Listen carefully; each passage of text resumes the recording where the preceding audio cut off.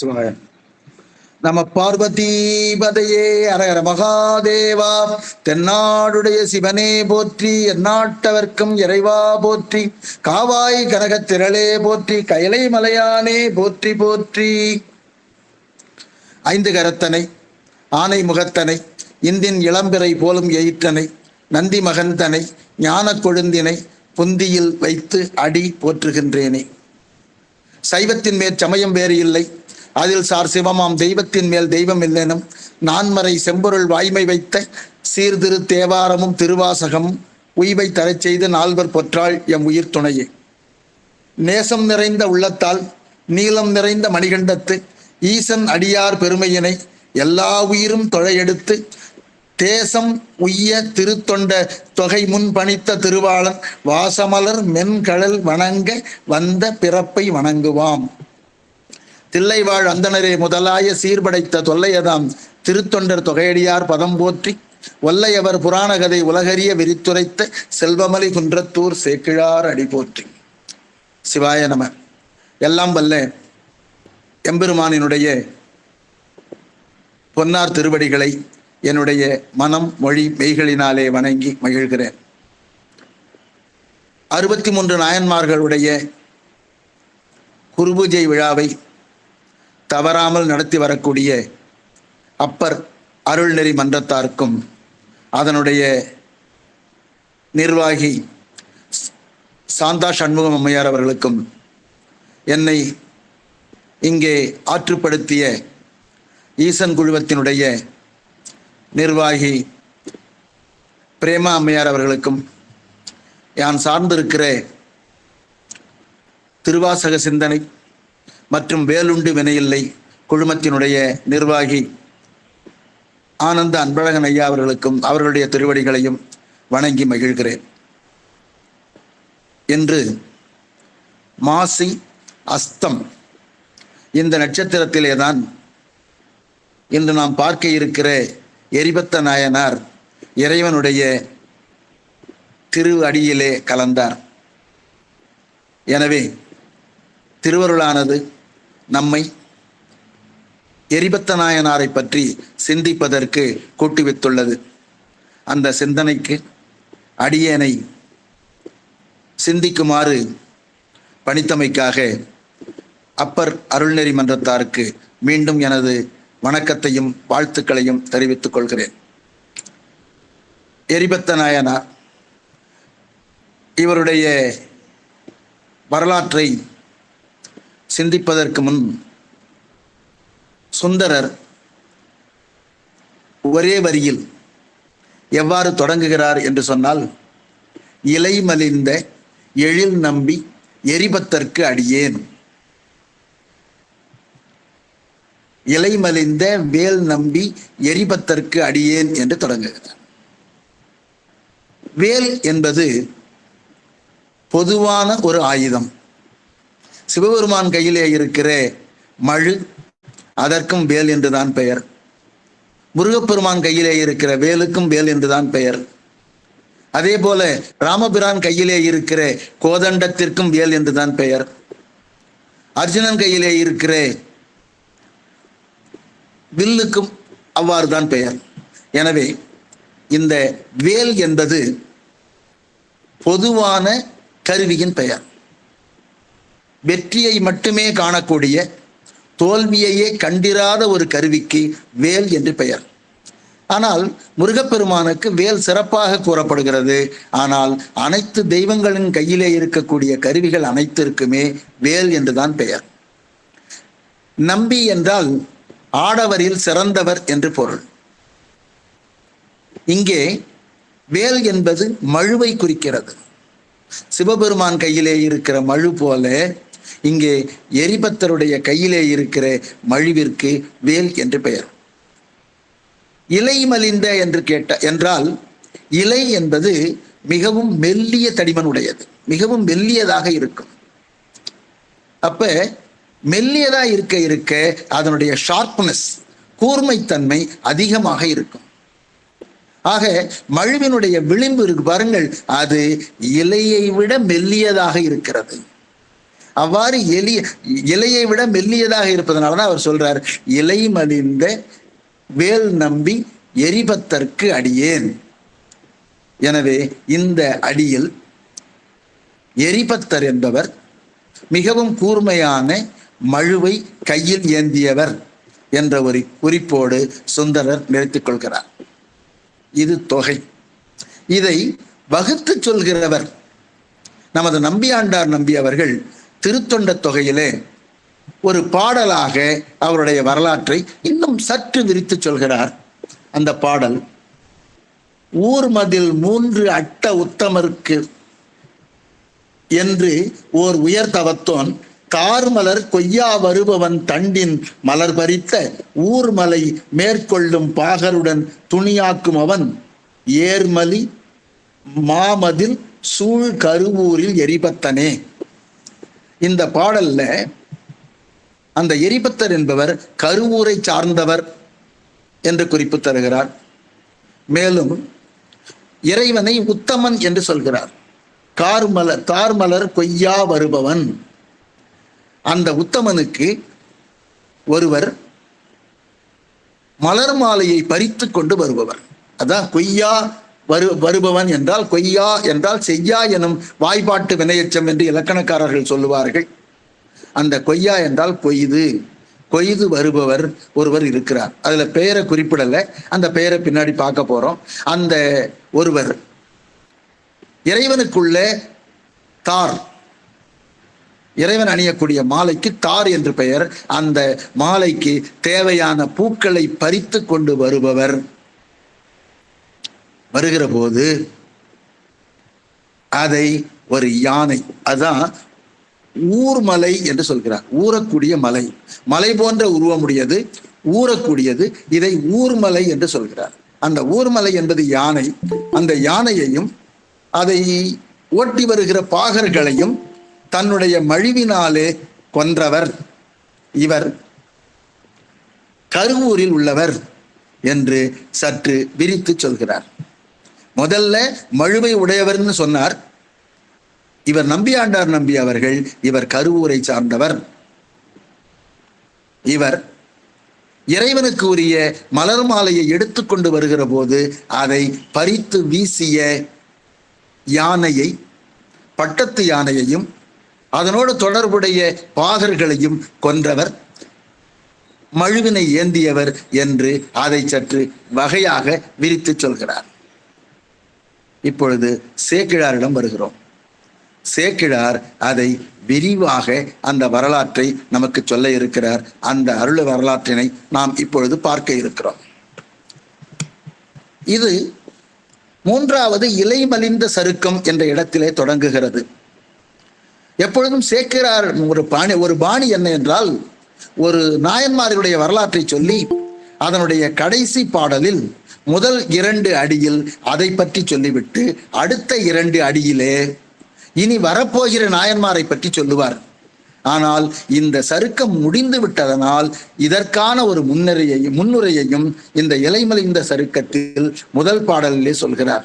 அந்த பாடல்ல மல்லல் நீர் ஞானம் தன்னுள் மழவிடையான் அன்பர்க்கு ஒல்லை வந்துற்ற செய்கை உற்றிடத்து உதவும் நீரார் எல்லையில் புகழின் மிக்க எரிபத்தர் பெருமை எம்மால் சொல்லலாம் படித்து அன்று ஏனும் ஆசையால் சொல்லவோற்றாம். அப்ப எங்கே இறைவனுடைய அடியார் பெருமக்களுக்கு துயர் வந்தாலும் அந்த இடத்திற்கு சென்று அவருடைய துயரை நீக்கக்கூடிய திருத்தொண்டினை செய்யக்கூடிய எரிபத்த நாயனார், அவருடைய புகழ் எப்படியா? எல்லையில் புகழின் மிக்கார். அவருடைய புகழானது எல்லையை கடந்தது. அவருடைய புகழ் நமது சொல்லிலே அடங்காது. சொல்லிலே அடங்காது என்றாலும் கூட ஆசையினால் சொல்லலுற்றேன். எனக்கு அவரை பற்றி சொல்லணும்னு ஆசையா இருக்கு, அதனால சொல்றேனே தவிர அவருடைய புகழை சொல்லில் அடங்காத அளவிற்கு புகழுடையவர். அதான் எல்லையில் புகழ் அப்படின்னு சொன்னார். அப்ப அதை பற்றிய ஒரு முன்னுரையாக இதை சொல்லிவிட்டார். அப்ப எரிபத்தர் என்பவர் சிவபெருமானினுடைய அடியாருக்கு எங்கே தீங்கு விளைந்தாலும் அந்த இடத்திற்கே சென்று, அதான் உற்று உற்ற இடத்தில். அதனால்தான் சுந்தரர் சொல்லுவார், உற்றவருக்கு உதவும் பெருமான். சிவபெருமான சொல்லும் போதே உற்றவருக்கு உதவும் பெருமான்னு சொல்றார். இவர் என்ன சொல்றார் சேக்கிழார், உற்ற இடத்தில் சென்று, அந்த இடத்துக்கே சென்று. அப்ப இவரை ஏறக்குறைய சிவபெருமானினுடைய இடத்திலேயே வைத்து சேக்கிழார் பார்க்கிறார் என்று சொல்லலாம். அப்ப கருவூர் என்கிற ஊரிலே இவர் அவதரிக்கிறார். அந்த கருவூர் பழமை பெற்ற ஒரு நகரம். சோழர்கள் அவர்களுடைய மன்னர்களுக்கு முடிசூட்டு விழா நடத்துகிற பொழுது 5 ஊர்களிலே தான் நடத்துவார்கள் என்று சொல்கிறார்கள். அதிலே ஒன்றுதான் கருவூர். இன்றும் கூட அது வளமையான நகரமாக இருக்கிறது. பல்வேறு தனியார் வங்கிகளுக்கு தலைநகரமாகவும் தொழில் நகரமாகவும் இயற்கை வளம் சூழ்ந்த நகரமாகவும் அந்த கருவூர் இருக்கிறது. அந்த கருவூரில் நமது எரிபத்த நாயனார் அவதாரம் செய்திருக்கிறார். அவர் முன்னரே சொன்னது போல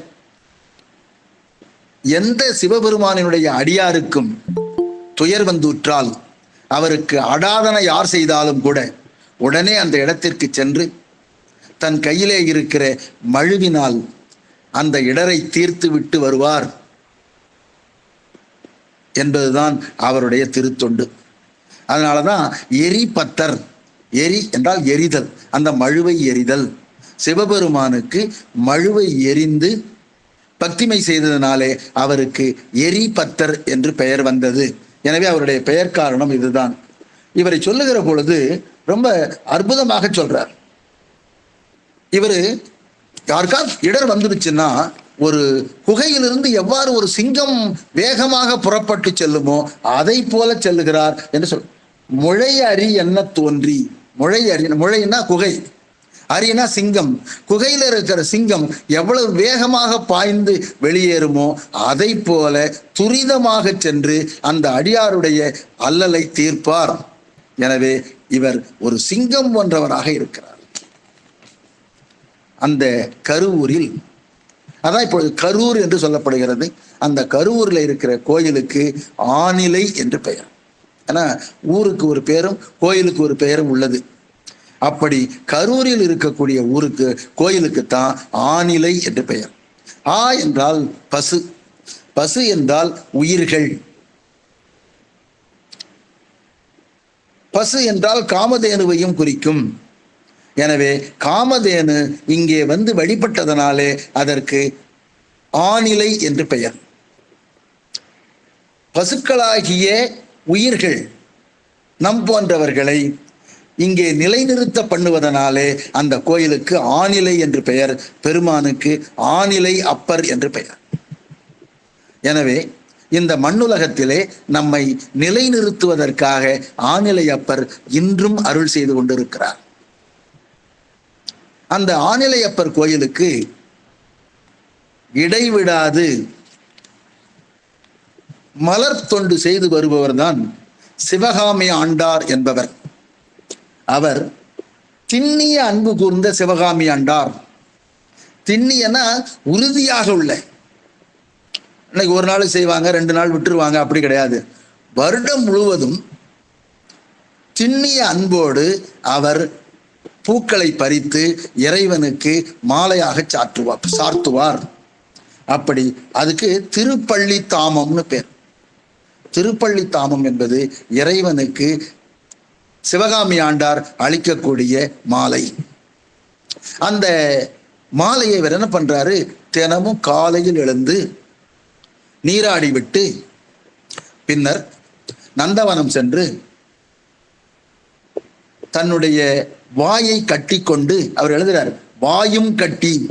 அந்த வந்து வாயும் கட்டினா அத கூட இருக்கிற எல்லாத்தையுமே அடக்கி ஆண்டுன்னு அர்த்தம். அடக்கி, அப்ப 5 புலன்களையும் தன்வயப்படுத்தி அதெல்லாத்தையும் அடக்கி வச்சுட்டு வாயையும் கட்டி, அதான் வாயும் கட்டி.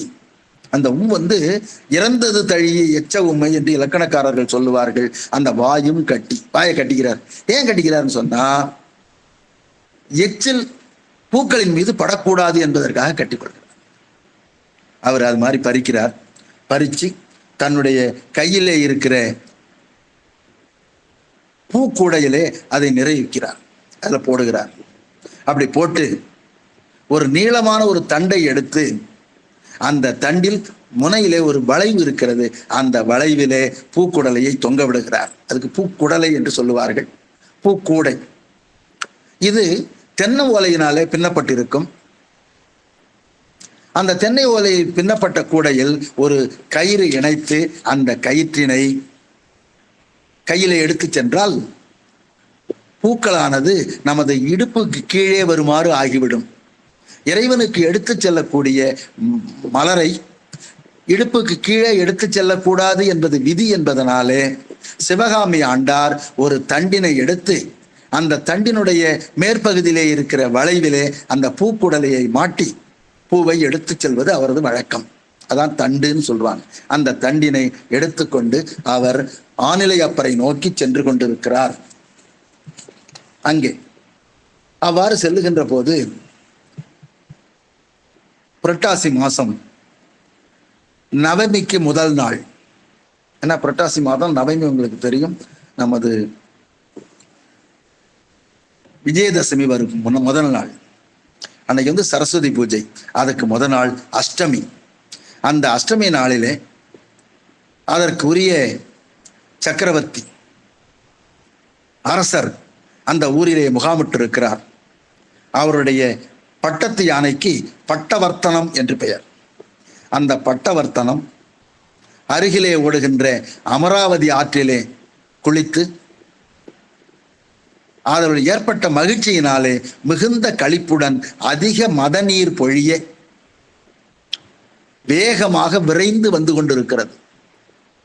வழியிலே இருக்கிறவர்கள் எல்லாம் அலறி அடித்துக்கொண்டு ஓடுகிறார்கள்.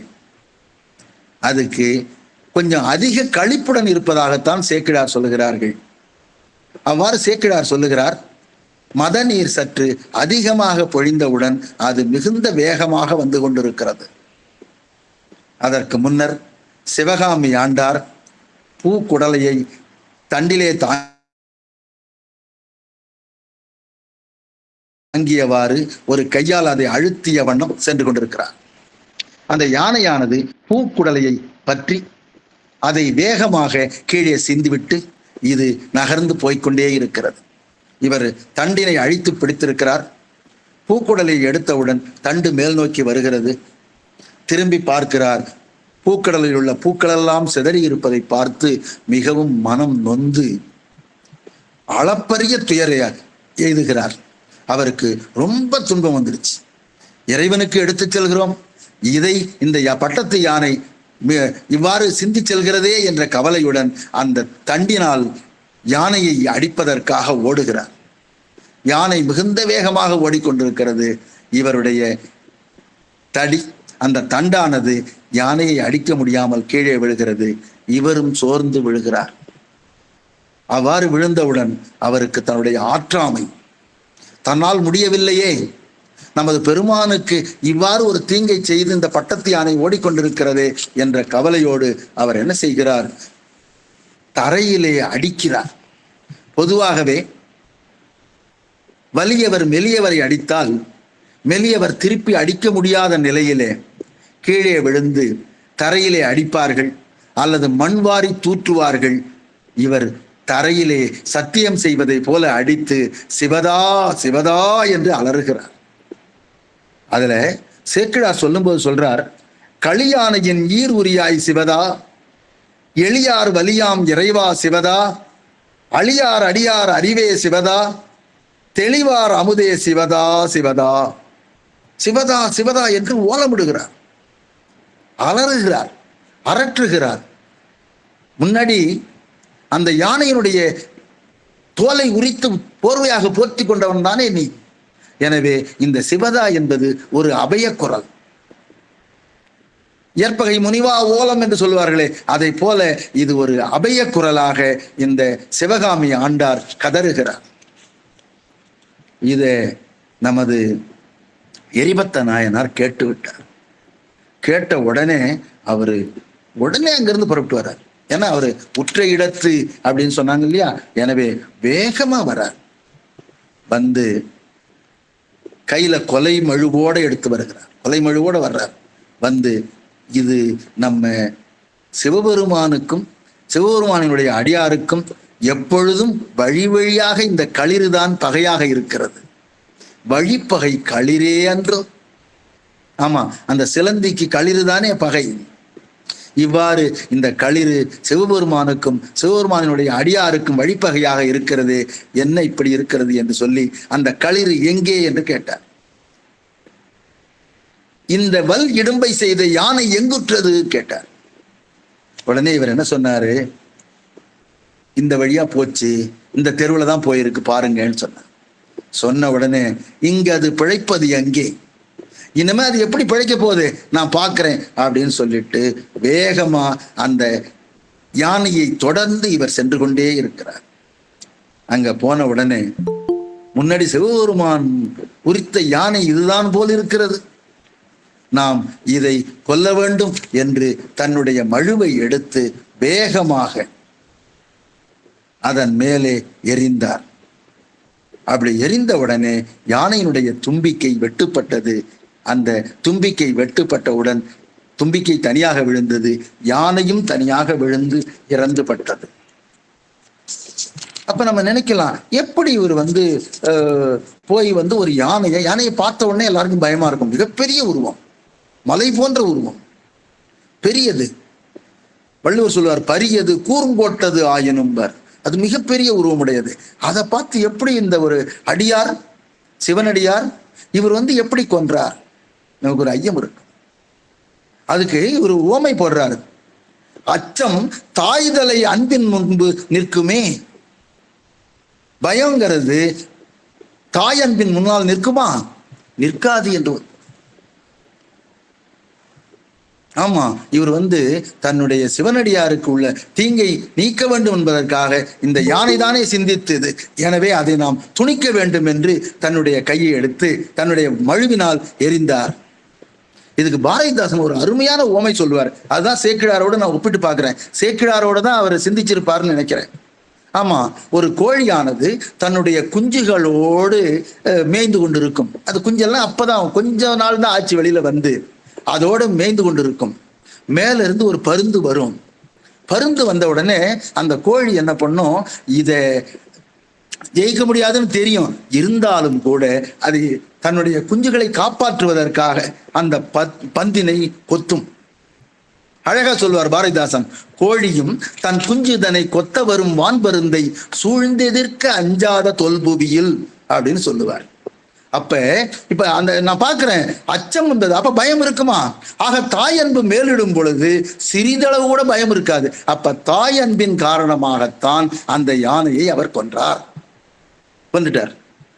அதோடு மட்டுமில்ல, யானையின் மீது இருக்கிற 2 பாகர்கள், அதற்கு முன்னாலே நடந்து சென்று கொண்டிருக்கிற 3 பாகர்கள், மொத்தம் 5 பாகர்களையும் யானையையும் கொன்றார். இதுல ஏதோ ஒரு குறிப்பு இருக்கிற மாதிரி இருக்கு. 5னா என்ன?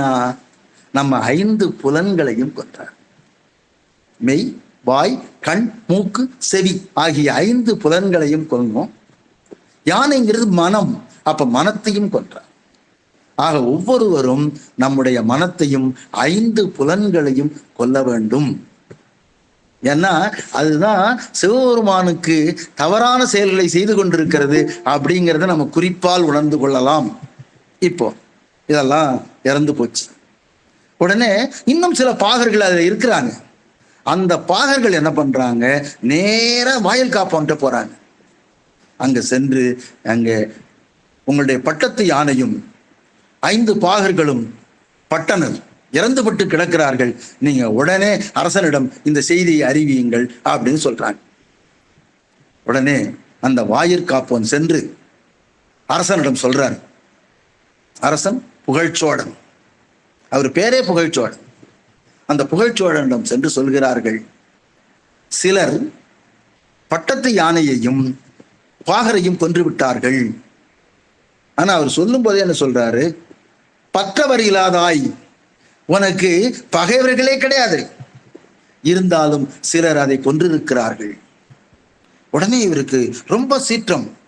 அவர் எழறார். எப்படி எழறார்? சிங்கம் போல எழறார்.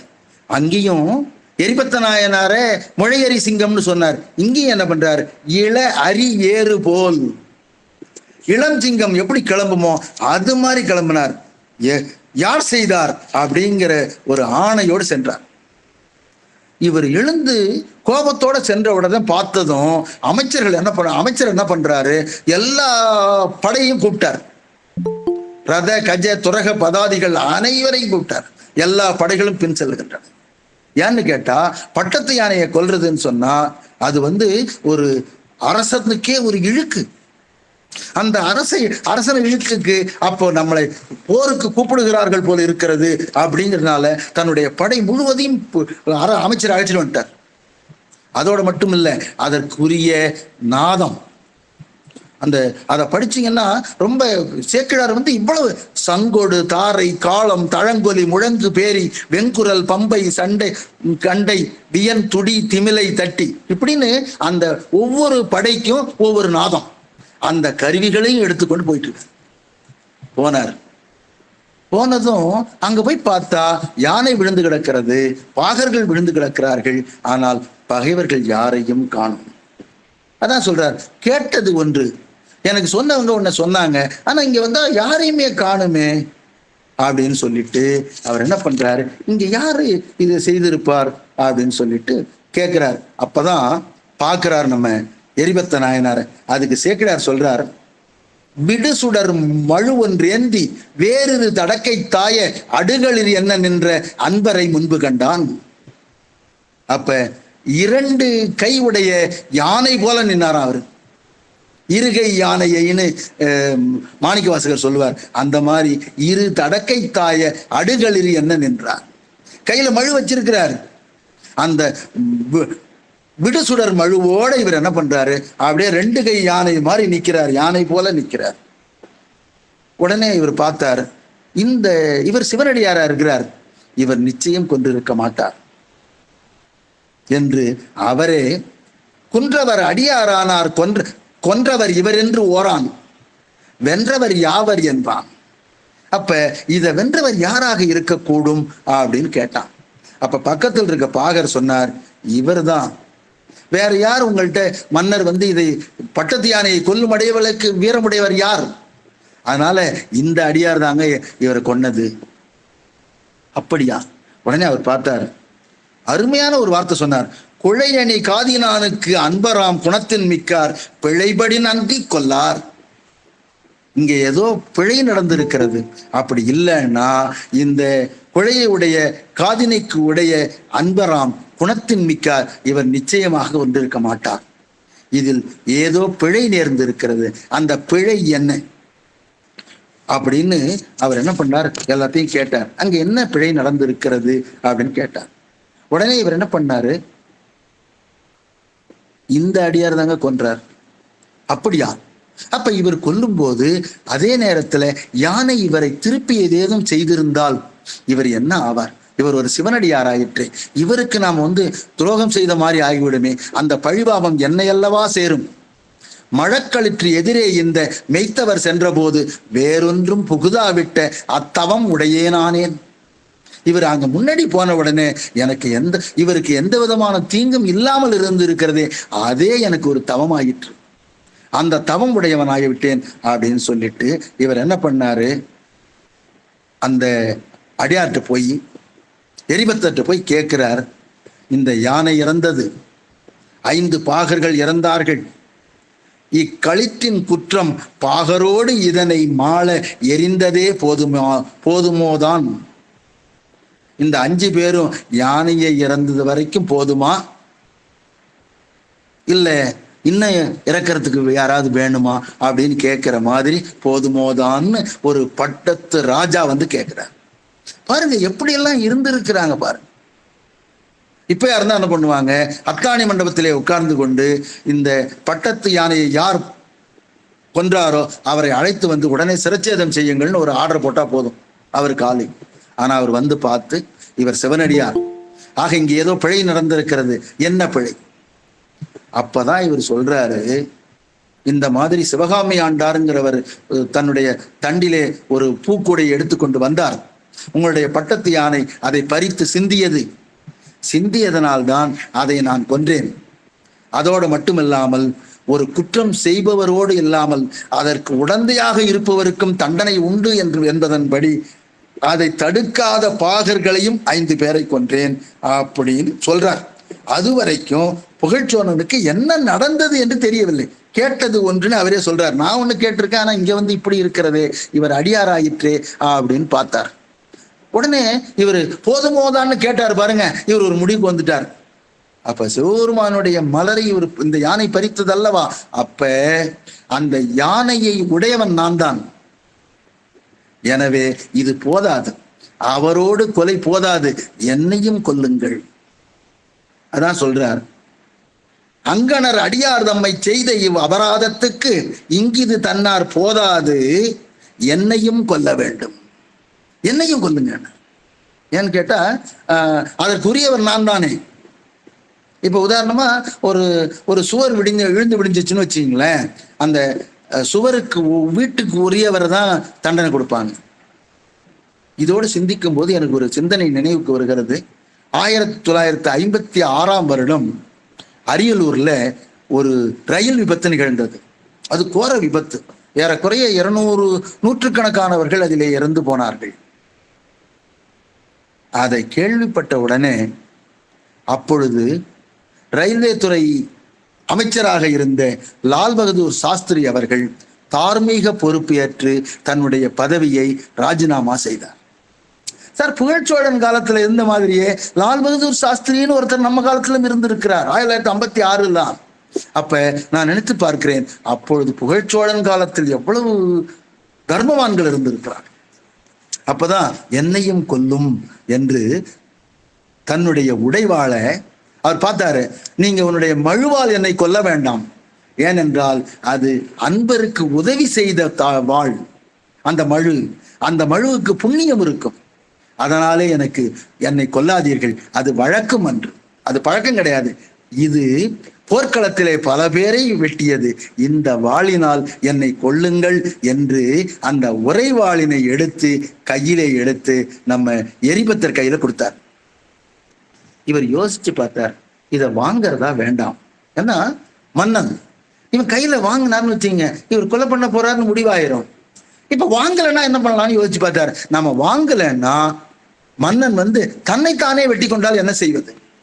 அவர் தன்னை, ஏன்னா நான் என்னதான் கொல்லணும்னு கொடுக்கிறார், அதனால தன்னைத்தானே கொன்று கொண்டால் என்ன செய்வது என்பதற்காக இவர் கையிலே வாங்கினார். வாங்கி பார்த்தாரு. உடனே அவருக்கு பரவாயில்ல, என்ன புண்ணியம், இவ்வாறு யான் செய்த பாவத்திற்கு நீங்களே பரிகாரம் தேடி கொடுக்கிறீர்கள் அப்படின்னு அவரை வழிபட்டு வணங்கி நின்றார் புகழ்ச்சோழன். அவர் பார்த்தார், நான் கெட்டேன், இப்படி நான் போய் செய்வனா? அவர் சொல்றார், ஓங்கிய உதவி செய்ய பெற்றனன், எனக்கு ஒரு உதவி இவர் செஞ்சிருக்கிறார் அப்படின்னு பார்த்துட்டு இவர் வன்பெரும் களிறு பாகரும் அடியவும் உடைவாளை தந்து என் பெரும் பிழையினாலே என்னையும் கொல்லும் என்னும் அன்பனார் தமக்கு தீங்கு நினைந்தனன் என்று கொண்டு முன்பெனது உயிர் செகுத்து முடிவதே முடிவென்றேன். அப்ப இந்த மாதிரி ஒரு மன்னன் இருக்கிறாருன்னு சொன்னா அவருக்கு போய் நான் தீங்கு நினைப்பனா அப்படின்னு சொல்லிட்டு நம்ம உயிரைத்தான் நாம் நீக்க வேண்டுமே தவிர அவருடைய உயிரை நீக்க கூடாது. இப்படிப்பட்ட மன்னவனை போய் நாம் செய்வோமா, கொலை செய்ய துணியலாமா என்று இவர் என்ன செய்தார், அந்த உடைவாளினை தன்னுடைய கழுத்திலே பூட்டி மெதுவாக அறிய தொடங்கினார். மன்னன் தலை கவிழ்ந்து நின்றான் பாருங்க. இப்படி நிமிர்ந்து பார்த்தான். இவர் அறிந்து கொண்டிருப்பதை பார்த்தார். என்ன இது அப்படின்னு சொல்லிட்டு இவர் தன்னைத்தானே அறிந்து கொள்கிறாரே, இது முறையா? ஏன்னா என்னுடைய பட்டத்து யானை தான் தவறு செய்தது, இவரே அறிந்து கொள்கிறார்னு சொல்லிட்டு அவருடைய கையையும் வாளை ஒரு கையாலும் அவருடைய கையை ஒரு கையாலும் பிடித்தார். அப்ப மன்னரும் எரிபத்த நாயனாரும் 2 பேரும் மிக அருகில் மிக அன்பு மீதூர அவருடைய கொலையை தடுத்து நிறுத்தி தன்னுடைய 2 கைகளினாலும் ஒன்றை கையிலும் ஒன்றை வாளையும் பிடித்து கொண்டு நிற்கிறார். அப்படி நின்ற உடனே ஒரு அசரீரி தோன்றியது. என்ன அசரீரி அப்படின்னு கேட்டா ரொம்ப அற்புதமான வரி. இந்த வரியை கவனிங்களேன். தொழுந்தகை அன்பின் மிக்கீர். முதல்ல கடிதம் எழுதுவாங்க, அன்புடையீர் அன்பின் மிக்கீர். அந்த மாதிரி நாம கடிதம் எழுதுவதாக இருந்தாலும், யாரையாவது விழிக்க வேண்டும் என்றாலும் இந்த வரியை போட்டு நீங்க எழுதலாம். தொழுந்தகை அன்பின் மிக்கீர், தொழக்கூடிய தகைவிலே அமைந்த அன்பில் மிகுதியானவர்களே. இதை அடிக்கோடிட்டு நினைவில் வைத்துக் கொள்ள வேண்டியது. இந்த சேக்கிழாரிலிருந்து இந்த வரியை எடுத்திருக்கிறோம். கொழுந்தகை அன்பின் மிக்கீர், அன்பில் மிகச் சிறந்தவர்களாக இருக்கிறீர்களே. உங்களுடைய தொண்டினை, நீங்கள் செய்து வந்த இந்த திருத்தொண்டினை மண்மேல் காட்ட, இந்த பூமியில் உள்ள மக்களுக்கு காட்டுவதற்காகத்தான் செழுந்திரு மலரை என்று சினக்களி சிந்த. இந்த கோபமுடைய யானையை பூக்களை சிந்துமாறு செய்வது திங்கட் கொழுந்தனை வேணி கூத்தர் அருளினால் கூடிற்று இங்கு. ஆக சிவபெருமானினுடைய அருளினாலேதான் இந்த யானையானது அந்த பூவை சிதைத்தது, சிந்தியது. எனவே உங்களுடைய தொண்டினை, திருத்தொண்டினை, சிவபெருமானினுடைய அன்பர்களிடத்திலே நீங்கள் காட்டக்கூடிய அன்பினை உலகத்திற்கு காட்டுவதற்காகத்தான் நாம் இவ்வாறு செய்தோம் என்று ஒரு அசரீரி வானிலே தோன்றியது.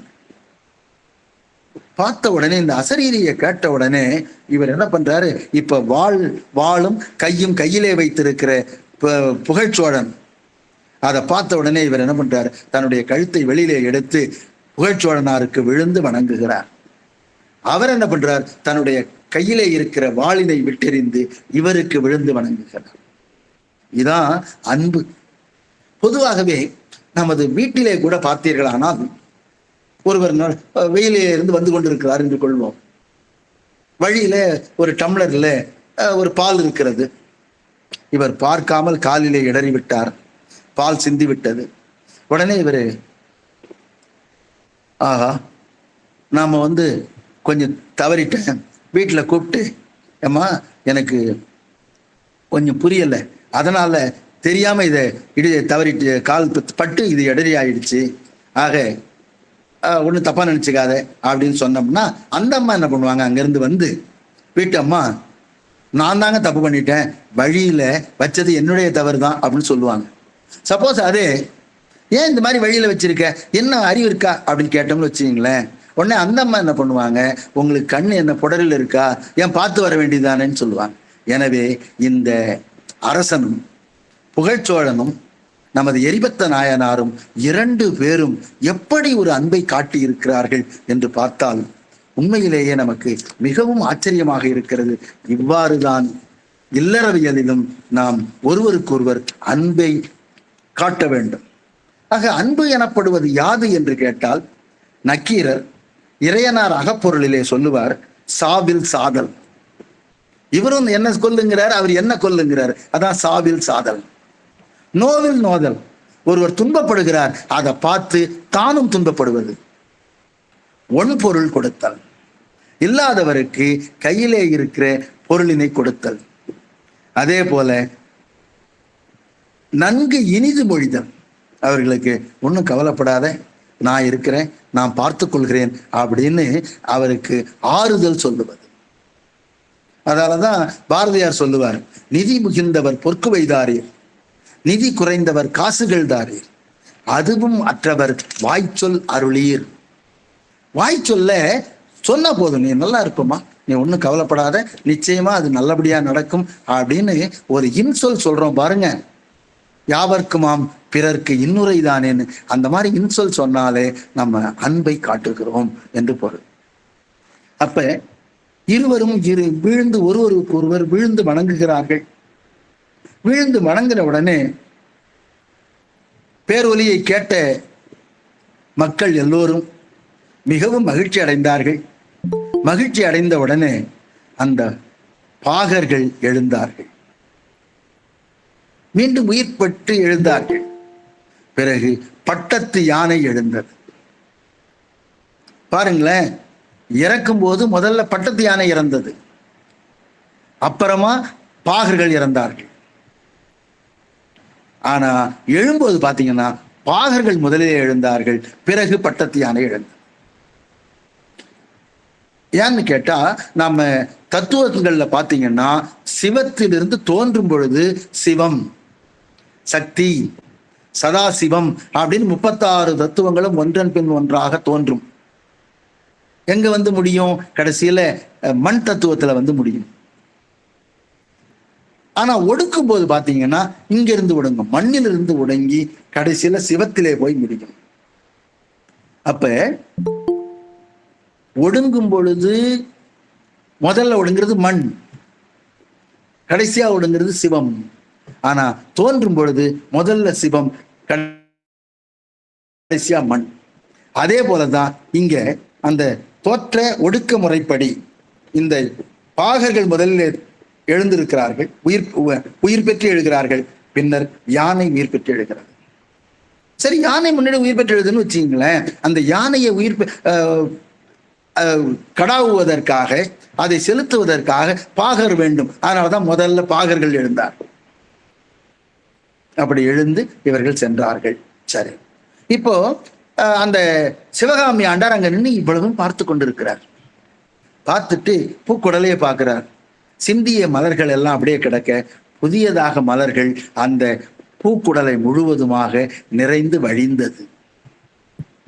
இவர் என்ன பண்றார்? முன்னாடி மாதிரியே அந்த தண்டினுடைய நுனியிலே இருக்கிற வளையத்திலே பூக்குடலையை மாட்டிக்கொண்டு அவர் சொல்றாரு, இப்படி அத மருவிய பள்ளித்தாமம் நிறைந்திட அருள் மற்ற திருவருள் கண்டு வாழ்ந்து சிவகாமியாரும் நின்றார். அவர் இருந்தார். அவர் என்ன பண்றாரு? கடைசி அங்க போகும்போது சொல்றார், எரிபத்தர் என்ன பண்றார்? உடனே மன்னன் வர்றான்.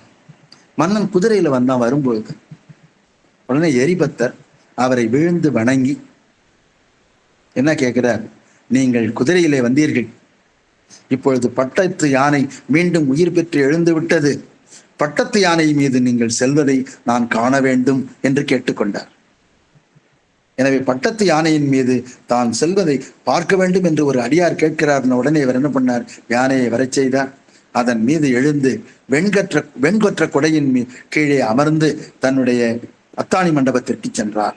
அதான் சொல்லுவார், ஆன சீர் தொண்டர் கும்பிட்டு அடியனேன் கழிப்ப நான் மகிழ்ச்சி அடையுமாறு இந்த மாணவன் கழித்தில் ஏறி மகிழ்ந்து எழுந்து அருளும் என்ன மேன்மைய பணி மேற்கொண்டு வணங்கி வெண்குடையின் நீழல் யானை மேற்கொண்டு சென்றார், இவுளி மேற்கொண்டு வந்தார்.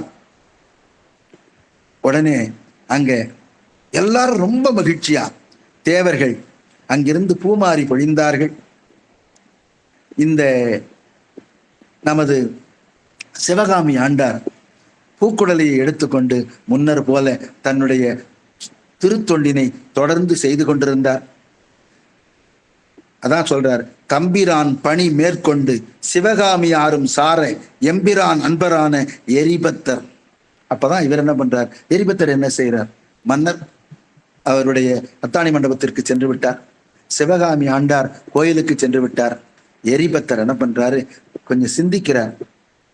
அம்பலம் நிறைந்தார் தொண்டர் அறிவதற்கு அறியார். ஆக திருவம்பலத்திலே நடனமாடிக்கொண்டிருக்கிற நடராச பெருமானினுடைய தொண்டர்கள் யாராலும் அறிய முடியாதவர்கள், அறிவதற்கு அறியார். ஆக அறிய முடியாது, ரொம்ப கடினம், அதை உணரத்தான் முடியும். எனவே யார் எங்கே இடருற்றாலும் அங்கே சென்று இந்த தொண்டினை நான் தொடர்ந்து மேற்கொள்வேன் என்று செம்பியன் பெருமை உண்ணி திருப்பணி நோக்கி சென்றார். உடனே தன்னுடைய திருப்பணிக்காக அவர்கள் சென்று கொண்டார்கள். உடனே இந்த வன்பெரும் தொண்டு, இது பெரும் தொண்டு. வன்பெரும் தொண்டுனா இது வலிமை. சாதாரணமா நாம ஒரு பட்டத்து யானைய கொண்டுட்டோம்னா உங்களை சும்மா விட மாட்டாங்க. அவர் சிறிதும் அச்சம் இல்லாமல் ஒரே அவருடைய கொள்கை என்னன்னா, அடியவருக்கு யாரும் தீங்கு செய்யக்கூடாது, தீங்கு செஞ்சா அவர் காலி அப்படிங்கிற அளவிற்கு கொண்டு வந்தார். அதனால்தான் வன்பெரும் தொண்டு மண்மேல் உற்றிடத்து அடியார் முன் சென்று உதவிய நாளும் நாளும். ஒவ்வொரு நாளும் என்ன பண்றாரு? அவரு எந்த அடியாருக்கு இடர்னு கேட்டால் கூட நிறைய அந்த இடத்துக்கு போயிடுறார். போயிட்டு கொற்றவர் அங்க போயிட்டு அதை செய்தார். செய்து பலகாலம் வாழ்ந்திருந்து இறைவனுடைய திருவடி நிழலிலே சென்றார். கையிலையின் வெற்பில் கொற்றவர் கணத்தின் முன்னாம் கோமுதல் தலைமை பெற்றார். அந்த கைலைக்கு போனார். கைலை மலையிலே சென்று சேர்ந்து விட்டு அந்த கணத்தினுடைய தலைவருக்கு தலைவராக ஆனார். அதால்தான் திருக்கணங்களின் முதல்வருக்கு முதல்வராகும் கணநாயக தலைமையை பெற்றார். இப்ப நம்ம கவனிக்க வேண்டியது 2 விஷயங்கள் இதுல. அரசனுக்கு ஆண்மை, தொண்டருக்கு பெருமை. ஆனா இங்க பாத்தீங்கன்னா 2 மாறி இருக்கு. அது கொஞ்சம் நல்லா கவனிக்கணும். ஆளுடை தொண்டர் செய்த ஆண்மை ஏன்னு கேட்டா வீரமான செயலை இந்த தொண்டர் செஞ்சிருக்கிறார். அரசன் என்ன பண்றாரு? தொண்டர் செய்ய வேண்டியதை அவர் செஞ்சிருக்கிறார். ஆக பெருமை அவருக்கும் ஆண்மை இவருக்கும் மாறிடுச்சு. அதால்தான் சொல்றார், ஆளுடை தொண்டர் செய்த ஆண்மையும். தொண்டர் என்ன செய்திருக்கிறாரு? ஆண்மை. அந்த பட்டத்து யானையை கொன்றார் இல்லையா, அது ஆண்மை. தம்மை கொல்ல வாளினை கொடுத்து நின்ற வளவனார் பெருமைதான். எப்பயும் அடியார் அப்படின்னா உடனே பெருமைதான். தொண்டர்தம் பெருமை சொல்வதற்கு அரிதுன்னு சொல்லுவாங்க இல்லையா. எனவே அந்த தொண்டர்தம் பெருமைங்கிற மாதிரி இங்க வளவனார் பெருமை. அப்ப பெருமைங்கிறது வளவனாருக்கும் ஆண்மைங்கிறது ஆளுடை தொண்டருக்கும் மாறிவிட்டது. அதனாலதான் ஆளுடை தொண்டர் செய்த ஆண்மையும் தம்மை கொல்ல வாளினை கொடுத்து நின்ற வளவனார் பெருமைதானும் நாளும் மற்றவர்க்கு நல்கும் நம்பர்தாம் அழைக்கில். ஒவ்வொருத்தரும், அதாவது பெருமானானது ஒவ்வொரு நாளும் அடியவர்களுக்கு அருள்பாலித்துக் கொண்டிருக்கிறவர். அவர் அழைக்கில், அவர் அளந்தால் ஒழிய நீளும் இத்தொண்டின் நீர்மை, இந்த தொண்டினுடைய தன்மையை, நீளும்னா தொடர்ச்சியா நீண்டு கொண்டே இருக்கும், ஒரே நாள்ல முடிஞ்சு போறது இல்லை. அதனாலதான் நீளும் இத்தொண்டின் நீர்மை நினைக்கில் ஆர் அளக்க வல்லார். யாரால் அவருடைய தொண்டினுடைய பெருமையை அளக்க முடியும் அப்படின்னு பாக்குறார். ஆக யார் தான் இதை அளக்க முடியும் அப்படிங்கிறத ஆக யாராலும் அளக்க முடியாது, பெருமான் மட்டுமே அளக்க முடியும். ஆக மேலோட்டமாக பார்க்கிற பொழுது இவர் செய்தது குற்றமே ஆயினும் கூட அடியவருக்காக, அடியவர் பெருமானுக்கு எடுத்து சென்ற மலரினை பறித்ததனால் அந்த பட்டத்து யானையையும் அந்த பாகர்களையும் கொன்ற திருத்தொண்டினை ஏற்று பெருமானார் கையிலையிலே அவரை அழைத்து கொண்டு அங்கே கணங்களுக்கு தலைவருக்கு தலைவராக வைத்தார் என்பதில் இருந்து நாம் இந்த 63 நாயன்மார்களும் வெவ்வேறு விதமாக திருத்தொண்டு செய்தார்கள். அவ்வாறு வெவ்வேறு திருத்தொண்டு செய்தாலும் கூட ஏன் பலவேறு விதமான திருத்தொண்டு செய்தார்கள்னு கேட்டா, நமக்கு எது சிறப்பாக படுகிறதோ அதை தேர்ந்தெடுத்து நாமும் செய்யலாம். ஏன்னா நீங்க பாத்தீங்கன்னா தெரியும், சிலர் மனத்தில் கோயில் கட்டினார், சிலர் மனத்தையே கோயிலாக ஆக்கினார், சிலர் துண்டு வேட்டி முதலியவற்றை கொடுத்தார், சிலர் திருவோடு கொடுத்தார். இப்படி ஒவ்வொருவரும் எளிமையான காரியங்களை செய்தவர்களும் இருக்கிறார்கள். அதே போல நமது இப்போ பார்த்தோம் இல்லையா, எரிபத்த நாயனார் போல வன் தொண்டர்களையும் பார்த்திருக்கிறோம். ஆக எல்லா விதமான அடியார்களும் இருக்கிறார்கள். நமக்கு எது பொருத்தமாக இருக்கிறதோ அதை, அந்த தொண்டினை நீளும் தொடர்ச்சியாக செய்து நாள்தோறும் செய்து இறைவனுடைய திருவடி நீழலே அடைந்த இக்குருமார்கள் அத்தனை பேரையும் நாம் நினைத்து போற்றி இந்த அடியார் பெருமக்களுடைய அருள் வரலாற்றினை இதுவரை கேட்டிருந்த அத்தனை உள்ளங்களுக்கும் எனது மனமார்ந்த நன்றியை தெரிவித்துக் கொண்டு இந்த எரிபத்த நாயனாருடைய வரலாற்றினை சிந்திப்பதற்கு வாய்ப்பளித்த அம்மையார் அவர்களுக்கு எனது மனமார்ந்த நன்றியை தெரிவித்துக் கொண்டு விடைபெறுகிறேன். நன்றி, வணக்கம். ஆரிரு தடந்தோள் வாழ்க, அறுமுகம் வாழ்க, வெற்பை கூறுசை தனிவேல் வாழ்க, குக்குடம் வாழ்க, செவ்வேள் ஏறிய மைஞை வாழ்க, யானைதன் அணங்கு வாழ்க, மாறிலா வள்ளி வாழ்க, வாழ்க சீர் அடியாரெல்லாம், மாறிலா வள்ளி வாழ்க, வாழ்க சீர் அடியாரெல்லாம். சிவா.